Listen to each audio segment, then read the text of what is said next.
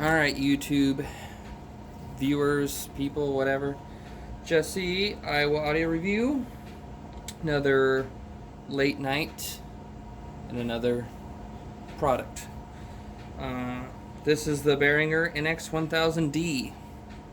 This is a Class D. Well, I'll just read it to you. This is a ultra lightweight 1000 watt Class D power amplifier with DSP control and SmartSense loudspeaker impedance correction or compensation, we'll say. Let's go over some of the things they list on the website. First, we'll just go over some of the main bullet points here. Delivers 500 watts times 2 into 2 ohms, 300 watts times 2 into 4 ohms, 1000 watts into 4 ohms bridged, and weighs less than 7.5 pounds. Now, I bought this for home use, which is typically 6 and 8 ohms. So it's, I think if I remember right, it's 160 watts in the 8 ohms times 2, and probably, I don't know, 180 or 200 in the 6, or yeah, in the 6 ohms. Ultimate reliability through revolutionary cool running high density Class D technology with near zero thermal buildup, which is nice, but at the same time this does have a fan in it that can be kind of noisy. I mean, in the pro audio world where you're blaring music all night, you're never going to hear the fans, but in the home, maybe. Ultra efficient switch mode power supply for noise free audio, superior transient response and low power consumption. High performance DSP, which is digital signal processing, and 24-bit 96 kHz DAC, essentially, or converters, delivers ultimate signal integrity and extreme dynamic range. DSP section features sophisticated delay, crossover, 3 filter types, up to 48 decibel per octave, EQ, 8 parametric, 2 dynamic. Dynamics processing and lockable security settings. SmartSense loudspeaker impedance compensation features fully linear frequency response at any speaker load impedance, which is really really nice. I think it's basically acting like some sort of like an active Zobel network, essentially. I think front panel LCD display enables setup and adjustment without PC. You're going to want to use the PC. You can do it this way, but on the PC is so much better. Can be set up, controlled, and monitored via rear panel USB connector. Powerful remote software downloadable at Behringer.com. That's almost the whole reason I bought this amplifier.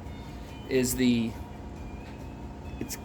know there's some other ones out there, but in this price range, to have that USB port on the back and you can plug it into laptop and use some software to change all these settings and not have to use some knobs and a little screen is really cool.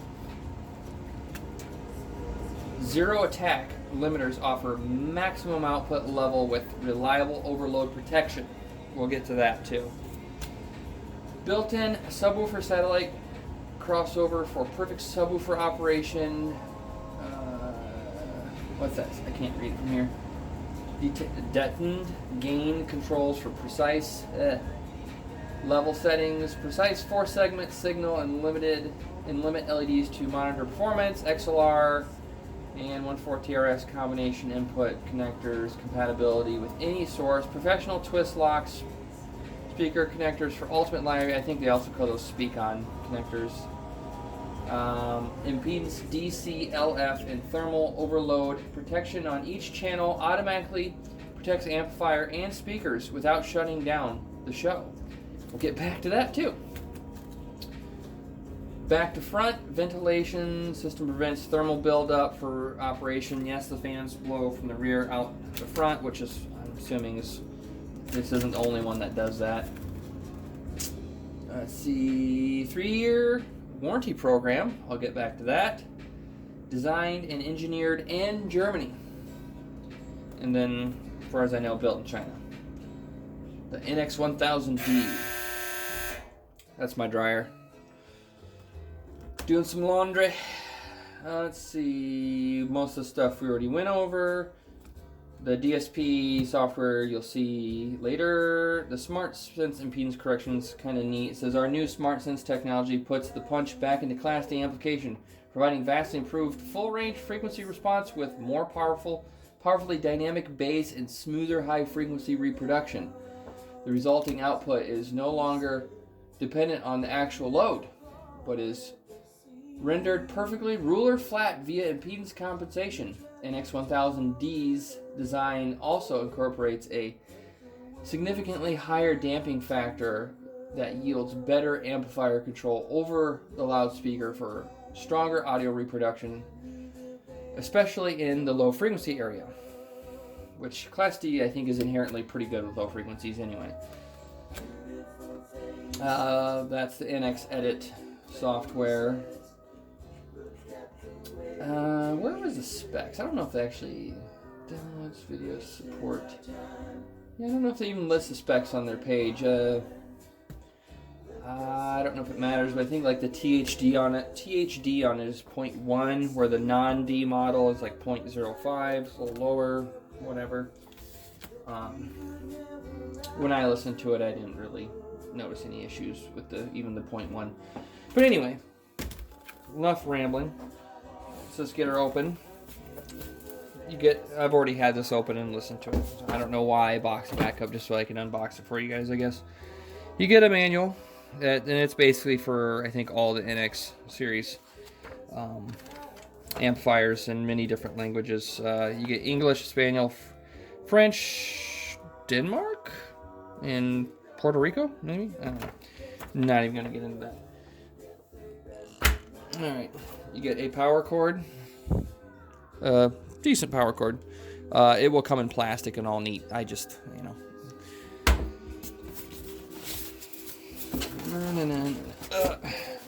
get rid of these for a second. Check this out. I don't think there was anything else on the box that was important. Is there specs on the box somewhere? Net weight 7.5 pounds. We already went over that. I was hoping there'd be like kind of a spec chart on the box somewhere. There isn't. I don't know if it comes with a USB cable, because I bought this one open box off eBay from a reseller, a Behringer reseller. It was open box. Whatever. Anyway. Here's the front. It's a very nice looking, professional looking amplifier, if you ask me. It's good. It feels really well made. Obviously all metal construction. This is all metal. The knobs on the front. Ooh. The knobs feel good. Smooth, but yet clicky. So you can definitely, count the clicks if you want. Buttons on these buttons they're okay. They're a little mushy. Kind of feel like let's say a VCR from 1995. I don't know. This knob's nice. Again, smooth, clicky. It's also, you can use it's your selection. You go through your choices and then you can select. Power button, nice, heavy, clicky, good, nice, good power button. And then you got some other buttons around here that also feel like they came from a VCR in 1995. What did they do? Either way, it doesn't matter. You really shouldn't be messing with any of this. You're going to need the power button and maybe these, because you're just going to do this and then leave it and control it. The rest. Anyway, let's turn around to the rear. And I'll get it plugged in so you can see the screen. Speak-ons or twist locks, whatever. Power input. There you go. Let me get a little closer. 100 to 120 volt at 50 or 60 hertz, 150 watts. Class 2 wiring for whatever output power. At 2 ohms, it's 2 times 500. At 4 ohms, it's 2 times 300. So roughly at 8 ohms, it's going to be about 150-ish in 8 ohms. In bridge mono, it's going to be 1,000 into 4 ohms. So if you bridge this in 8 ohms, it might be around 500 maybe. Here's your USB input over here, if this will focus. Your XLR inputs. Yeah, no nanner plugs on this one. This one's not like some of the other ones that you can really use in the home, but there is ways to get around that. Noisy fan. Yeah, I think this is probably my biggest issue with this fan. For how hot this thing doesn't get, this fan runs way too much. If things went differently, I would probably definitely be either switching out the fan or putting maybe some sort of resistor on the fan or something to slow it down, because I think it runs way too much for how hot this thing doesn't get. Because when I was testing it out and had it cranked for quite a while, it, it'd get warm. That was about it.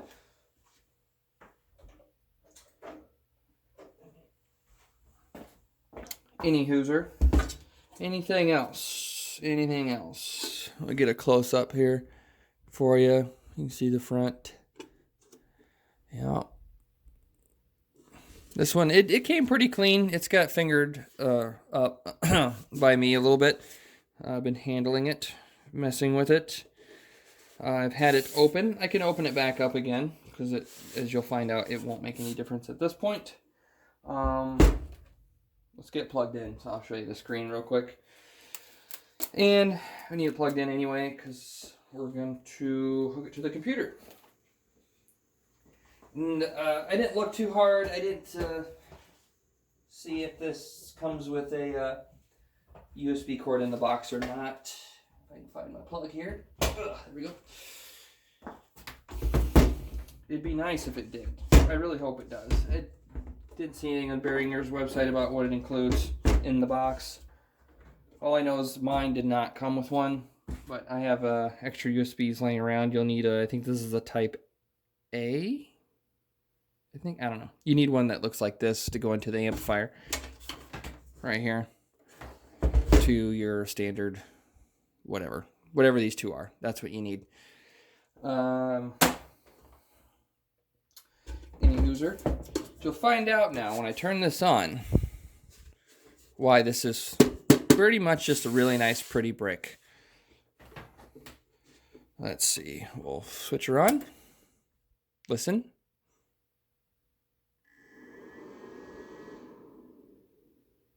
Now, did you hear the fan? That's how loud it is at the minimum. It does actually get a little louder than that if it decides to wind up, because it, for some reason, thinks it's hot. Now, the reason the fan came on and shut back off is because on this one, it is stuck in protect mode. When I was testing this with different speakers, and I bought this for the house because I wanted to, I have most of my music on, I listen to it via PC. Get focused back here. I wanted to also have this hooked to my laptop with a USB, so I could use the Behringer NX1000D software and toy around and have fun, with the equalizers and everything, yada, yada, yada. Basically have two of these running bridged mono in the 8 ohm and, be able to mess with the crossover and filters and everything. But when I had it hooked up, and speaking of hooking it up in the home, you can get a pair, unless you have something with an XLR balanced output, you can get a pair of these off Amazon.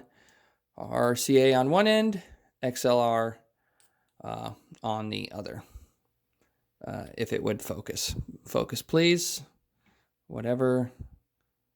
Okay. Anyway, yeah, I think you get the idea. For some reason, we're not focusing now. But, yeah. You get I think it was like 10 or 12 bucks for these. Just some 3-footers. Will do the job. I really want this to focus. Come on. Do it. Maybe if I put my hand behind it. There we go. Kind of. Yeah.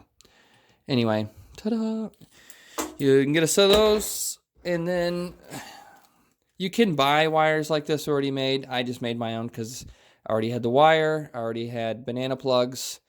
These were like $6 or $7. These are just your typical twist lock or speak on connectors. I believe I got these on Amazon as well, and they're super simple. I mean, other than you're going to have a 1 plus, 1 minus, 2 plus, 2 minus. What I did is I just hooked the red and the red to the 1 plus, the black to the 1 minus, and just you don't use the 2s. And then standard nice banana plugs, and this is 14 by 2 gauge wire. that will allow you to use something like this much more easily in the home. This, I believe this does have, I don't know what the line level input voltage is. I want to say it's at least 1.4. Your standard household CD player, that's probably going to be only like less than 1 volt, probably 0.775. Will work with this. It just won't get as loud as it's supposed to. So if you get something like I just have a FX Audio DAC X6 DAC. I run from my computer to the DAC to this, and the DAC is a 2 volt line level output, which gives this plenty of line level power. And there's many, almost any aftermarket DAC, and there's many ways to get your line level boosted up to, you know, the standard 2 volt, I believe it is. Anyway, I digress. Back to this. Testing it, hooking it up to different speakers I had, listening to different music, you know, yada yada yada, getting a feel, see how much I like this Class D amplifier, because I did in one of my past videos have a first gen Crown XLS 1000, which was really good for the money. But while switching some speakers and stuff around on the channel B or the right channel, my daughter bumped the banana plugs off the speaker. I had them hanging on, and they touched arc, and this channel went into protect. This channel kept going. I turned it down and, you know, powered it off, made sure, you know, plugged the connectors into the speaker, made sure nothing was shorting out anymore, turned it back on. And when I turned it back on, we'll wait for it to do its thing. And when I turned it back on, both channels went into protect mode. So I'm like, what the heck? Okay, so turned it back off, unhooked everything from it, unhooked speaker wires from the back, unhooked the XLRs, unhooked, the only thing that was going to it was the power cord. So maybe it needed to reset or something. Turned it back on, did the exact same thing. Fan spins up, it'll play music for about 1 or 2 seconds, and you'll hear it click, and it just goes into protection mode. Will not do anything else. I don't know. I've taken it apart, checked everything, went over the circuit board with a magnifying glass, can't find one singed anything. Everything looks perfectly fine. But it will not come out of protect mode. I don't know why. Now, I don't get why the channel A is also going into protect mode. And I've gone through the setup, looked through everything in the manual, can't find anything on how to get this thing working again. We'll just go through the menu real quick here. You hit setup, you can load presets, save your presets, hit exit, process, bridge, where's it go? Oh, here, you use the arrows. No? How does that work? No. Oh, yeah. Okay. There, it's scrolling through. Mode. Oh, so you gotta select the mode. You can do bridged, biamp 2, biamp 1, stereo, dual. We'll do stereo. Then you can go down. There's your parametric EQ, crossover, dynamic EQ, delay, limit or threshold. You can set that. Anyway, and then back, and you exit, and ta-da! Now,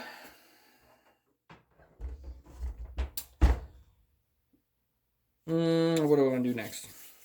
Let's look at the software next. I'm just going to set this off to the side.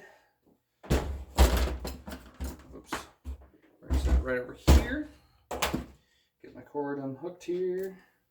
The other funny thing is, as far as I can tell, when get my chair here. Okay, we're gonna go. I don't know. I hope you guys can see. I just kind of zoomed in on my screen for now.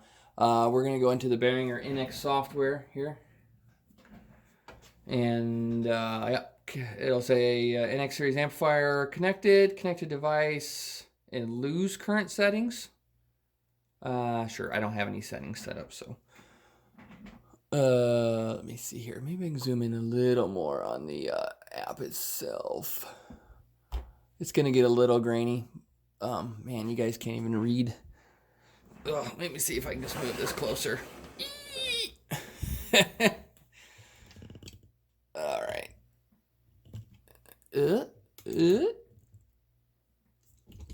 Okay. That's good enough. Anyway, you got your setup tab right up here. Wow, that is not wanting to focus.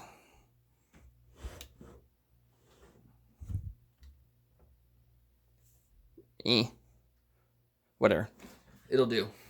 Setup tab, configuration, filter crossover, parametric EQ, and dynamic EQ. Anyway, we'll go back to setup. You can connect or refresh. You can load a setup or save one, you know, after you go through all these and configure something. You can rename the amp right here to whatever default. It's NX1000D. You can lock, you can lock, you can click lock and put in a lock code here, or you can leave it unlocked. You can recall a preset or store a preset. You can do up to, it looks like 20 presets here. Configuration. I really wish that would focus more, but it just does not want to. Maybe, yeah. You got dual mode, stereo, biamp 1, biamp 2, bridge. And then down here you can, I don't know if you can see that, but you can change your delay right here by clicking on this little dial and just turning it with the mouse.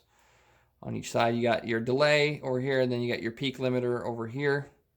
You can change all the way to 0 dBFS. And as you turn this down, you can limit it all the way down to negative 36 dBFS. We'll leave it at the default. Load, you can set a load 2, 4, 8, or 16 ohm. See, at 8 ohms, it says here it's 156 watts.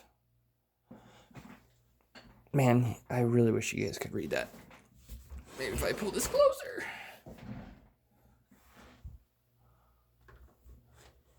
I don't have like a screen capture. I'm just trying to do this quickly. Man, it just does not want to focus on the screen. Ah, you can see me in the screen. Shiny computer screens. Anyway. Oops. Yeah, when you set it to, it's kind of nice. I didn't notice that this the first time. 2 ohm in stereo. It says 625 watt. 4 ohms, 313 watts. 8 ohms, 156. 16 ohm is 17 or 78 watts. We'll leave it on 8 ohm because in my scenario, I was using it in the home. No, we don't want dual. Change it to bridge, yes. Now bridge, 8 ohm, now it's saying 624 watts, which is pretty nice. 2 ohm, you can't do 2 ohm bridge. Lowest you can go is 4 ohm bridge. 4 ohm, it says 1252. I don't know if these are actual like full rated or where it's getting this from. Even at 16 ohm, it's 312 bridged. But even at 8, it says 624 watts bridged in 8 ohm, which is quite a bit of power.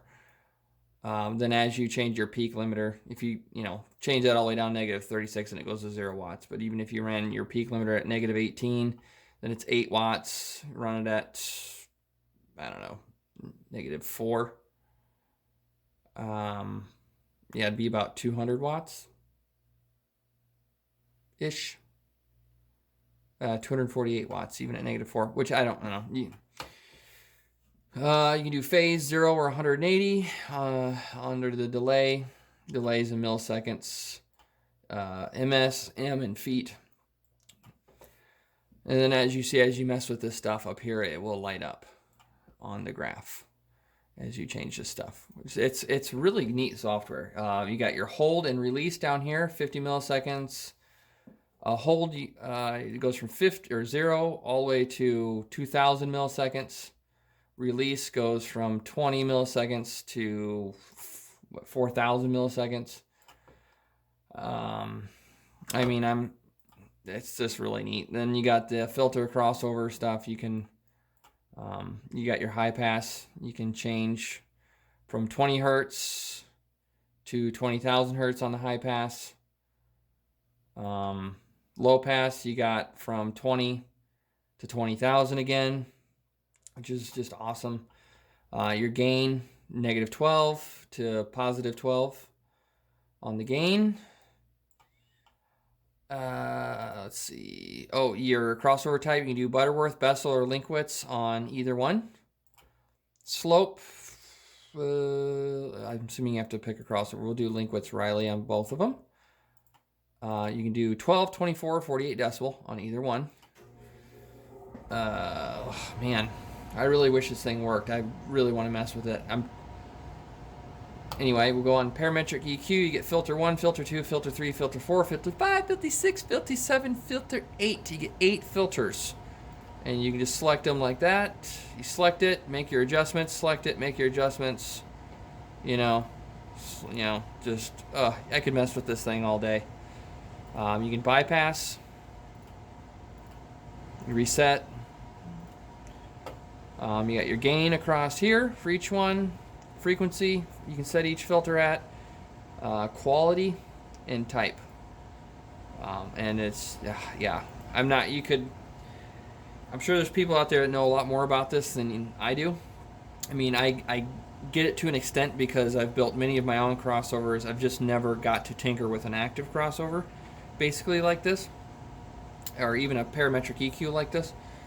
Yeah, you could just have tons of fun with this, which is why I bought it. And then you got dynamic EQ here, where it also has gain, threshold, dynamic EQ1, dynamic EQ2, frequency, quality, attack, release on both of them, type, again, BP, LP6, LP12, HP6, HP12.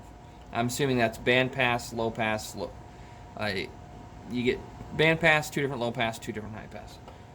You get ratios, and yeah.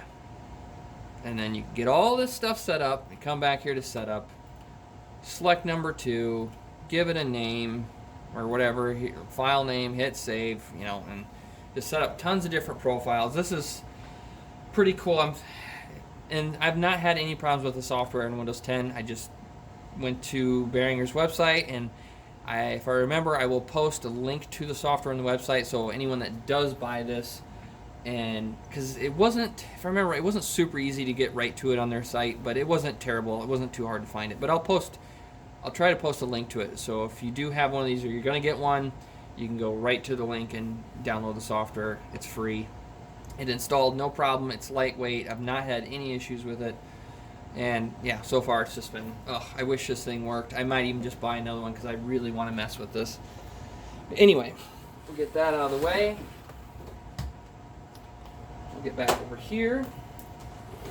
Now, I'm going to power it off.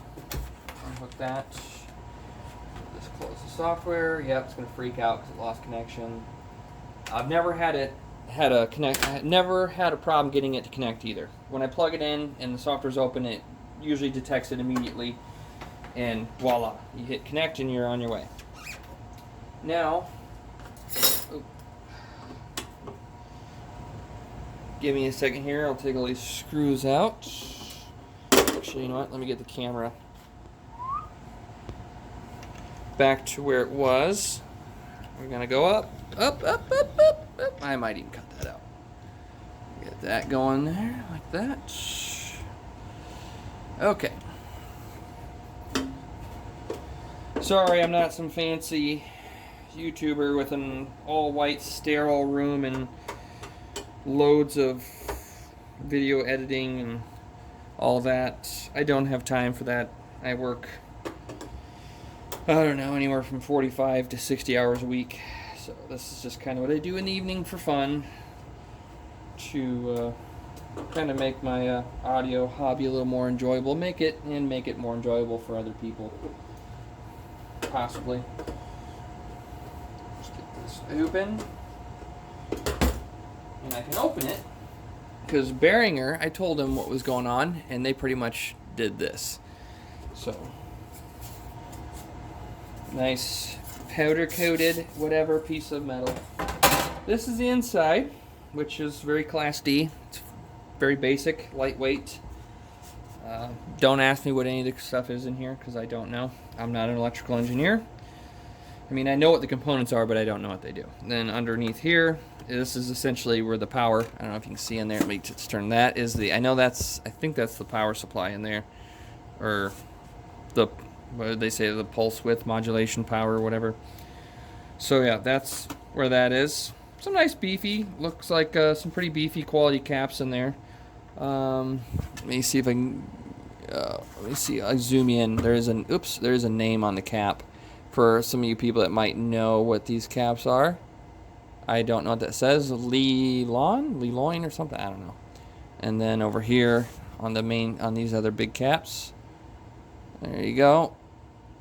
Hold on, let me get my little light here and shine it in there so you guys can see these caps better. Whoa.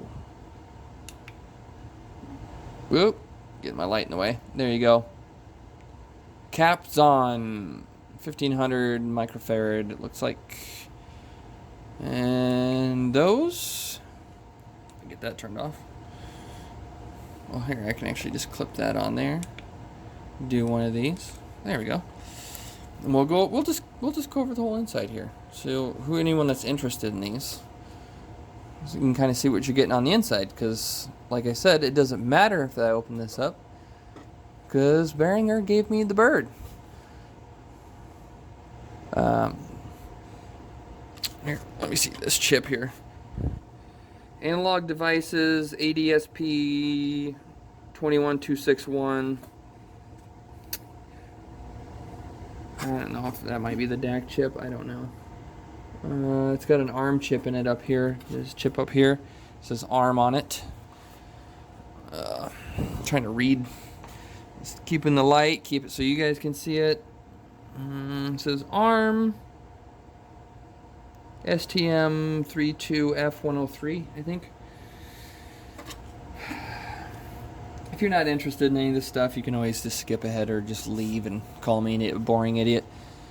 There's some more components. I mean, it seems well made. It all seems like quality components in here. I took the circuit board out. Everything seems solid. Good connections. It really wasn't hard to even get it apart.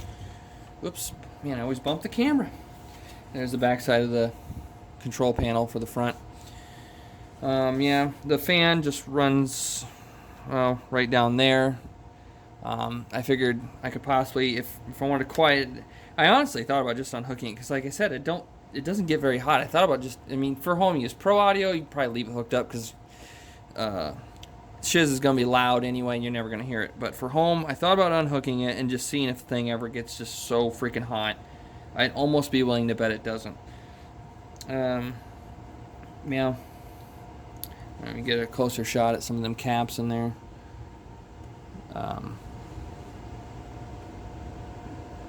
As long as it focuses on stuff for you.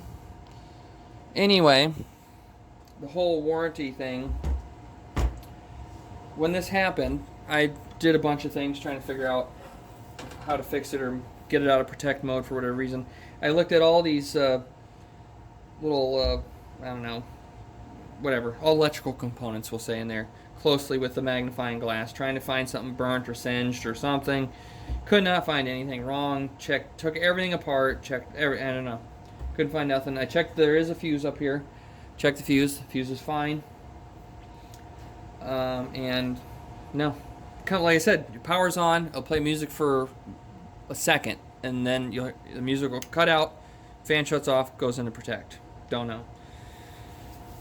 So, I will say contacting Behringer wasn't bad. I went through their contact and I emailed them what happened. And it was only like a day or two before they emailed me back. I went back and forth several times communicating. The guy was very nice, and he always got back to me, usually within a day or two, which was nice. But at the end of the road, it turns out with Behringer, the 3-year warranty on this is, or for, I'm assuming this applies to all their amplifiers or other products. This comes with a 3-year warranty. The 3-year warranty is only for the original purchase, original owner. I did not buy this originally. I bought this, I told him I bought it open box off eBay from eBay store that sells Behringer equipment, new and open box. They said it doesn't matter. You have to have the original receipt So I told him, I can give you a receipt. Nope, gotta have the original receipt from the first owner. If you're not the first owner, there is no warranty. So since I bought this open box, there's no warranty and nothing on it. So all they would do is they did give me, I gave him my zip code, and he did locate the nearest repair center, that official or licensed Behringer repair center, which for me here in the Midwest, the closest one was in Chicago, and it would probably cost me probably $20 at least to ship it there. And I called the repair shop, very friendly, I don't remember their name, very friendly, talked to them what was going on. They said yeah, they'd probably be able to fix it, but there's a $48 fee just to look at it, to inspect it. If they can't find anything wrong, you don't get charged the fee. If they do find something wrong and they can fix it, you do have to pay the fee and whatever it costs to fix it. And she told me on other Class D amplifiers like this, the average price is about $150 to $200 to fix it. And then on top of that, you got your $48 inspection fee, and then $20 to ship it there, and then whatever, however they ship it back to you. So by the time I fixed this thing, sent it to them and had it fixed, it would end up right around $300, which is what I paid for it. Actually, I didn't pay. I think since I got it open box, I paid $269.99 or something like that. But either way, new these are, I believe, are $299 or $300. So I told them, I'm like, this is not worth it. For that kind of money, I'll just buy a new one. So I'm very disgruntled.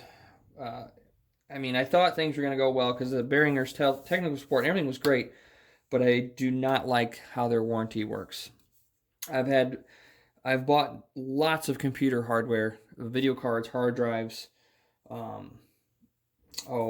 even solid state drives used off of eBay, and have been able to get warranty RMAs on them just because of the simple fact you give them the serial number, they look up serial number, they can tell when the item was made and whether it's under warranty or not, and if it is, boom, we'll send you an RMA, we'll fix it for you. They looked this up, it is still under warranty, has tons of warranty left on it because these amplifiers are quite new, but since I'm not the original purchaser, it don't matter. So that kind of sucks. So this will, I don't know.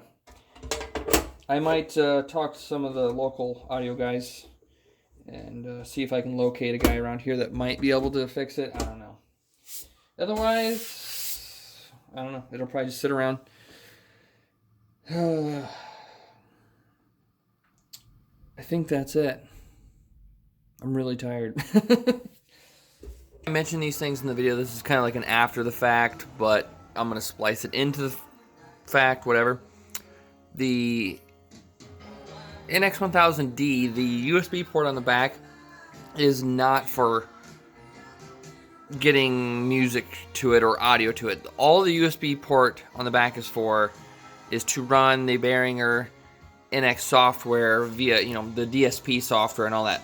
It does not, is not a way for you to hook, say, your computer, etc., well, more or less just your computer, to your Behringer NX1000D. That's not what it's for. It's just for the Behringer NX DSP software, which is fine, I guess. I'm not a DJ or any of that. I don't use these amplifiers necessarily the way they're supposed to be used, so I don't know if a lot of DJs necessarily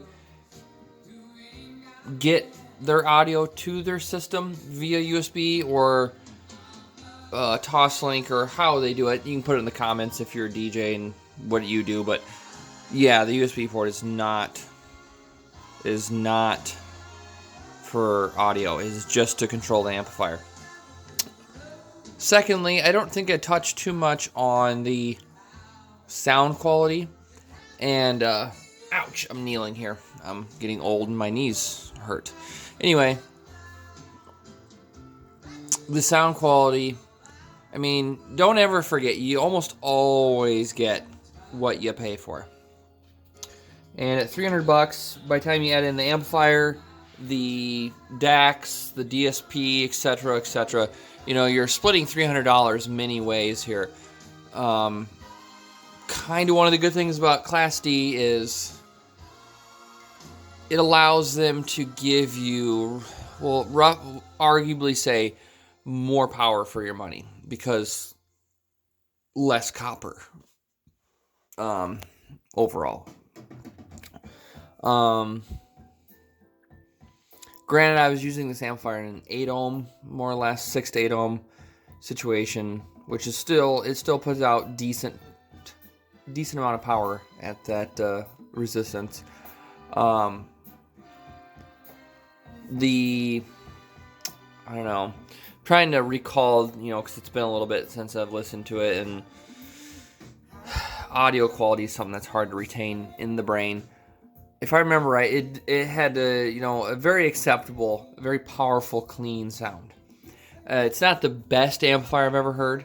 The new Behringer reference A800 below it, I was actually more impressed with this. Granted, it is more powerful, and they have similar technologies, and I don't know if they even have the exact same Class D amp. They're both Class D, but something about the reference A800, it just seemed very powerful and strong. The low end on it is excellent. But anyway, the NX1000D was very similar, but I it's a great entry level amplifier, even pro amplifier. Yeah, I don't know. I listened to a bunch of stuff on it, and I don't really recall any kind of noise issues or anything. It's a very strong, clean sounding amplifier. I don't want to get too much into like audiophile wordiness of like what amplifiers sound like, because I don't know, but it just comes down to everybody's ears are different. Everybody's preferences are different. Yada, yada, yada. For me, I did not have any complaints about the way the NX1000D sounded. It was a very clean, powerful sounding amplifier. And then far as if the 1000D is not enough, they do make an NX3000D and I think even an NX6000D, which, obviously have even much more power. I know some people say these Class D amplifiers are not actually putting out what they're rated for, and I don't have any way to test that right now other than my ears. And all I can say is, this one in 8 ohm, it's about 160 watts times 2-ish. 6 ohms, probably about 180-ish. Granted, you're feeding it, your line level voltage is high enough. You're feeding it the correct amount of power. The loudest I ever had this one was maybe 1 o'clock or so, about noon, 1 o'clock on these dials. Because I don't like doing it that way, but I don't have a preamplifier right now. I mean, a lot of DJs and pro guys will probably be using mixers, but the situation I'm using it in, and if you were using it in, you could, but you probably shouldn't be adjusting your volume via these two knobs. The best way to do it would be to have some sort of preamplifier that controls the line level. These just get set to max, and then you use your preamplifier to control your volume. I don't have a preamplifier right now. I have one. I'm just waiting to get it. But yeah, the way I did it is I ran it from my CD player through a FX Audio DAC X6, which has a 2-volt line level out, which should be plenty for this. And the loudest I ever had it was noon, 1 o'clock, and that was in my living space, average living space. That was quite loud. So I don't doubt that it actually puts out close to what they rate it for. I don't know how. I know a lot of people say the Class Ds get loud, but they don't actually put out the wattage that they state. I can't argue with it. I'm not going to make any statements about any of that stuff without actually testing it. But in my experience, even if it's not putting out 160 watts in 8 ohms, it's putting out a lot into 8 ohms. It's putting out, for the homes, putting out more than enough. For sure. Even if it's only putting out 100 watts. The audio quality, the feature set, the build quality, everything you're getting, it's worth $300. But that's the end of my interruption, I guess. Back to me. I just wish I would have got to mess with it a little more. Maybe down the road I'll get another one so I can really mess with this. I wanted to run 2 of these and do the high pass, low pass. Basically use these as active crossovers. I wanted to build these biampable speakers and run 2 of these and basically use these to run in left and right channel, high, low pass, high pass, to biamp a set of speakers, because then I could use the really slick digital active crossover in this instead of running a passive crossover, which is something I really think would be fun, because I could change the crossover points and mess with all kinds of stuff, and it'd just be, again, a lot of fun. So maybe down the road, if I'm going to spend $300, it's probably going to be on something else to review, and this will just sit, and I'll get back to this some other time. I do have another new Behringer amplifier that a lot of people will be interested in. I can't talk tonight. A lot of people will be interested in much more than this one, more than likely. But if you want to have some fun, you like tinkering with stuff, this is kind of a whole new thing with amplifiers, having the DSP and all this stuff built into it. I really wish they would, maybe they do, I don't know, do something like this more with home stereos, like 2-channel receivers and stuff, where you could hook it to your phone or your laptop and really tinker with, even this is probably a fairly basic DSP, but it does give you a handful of options to mess with. Anyway, that's it for me. Like, subscribe if you want, click the notification bell if you want, comment, maybe if you have any ideas what's wrong with it, put them down in the comments. I'll try them. I've tried everything I can think of. Other than that, have a good night. Later.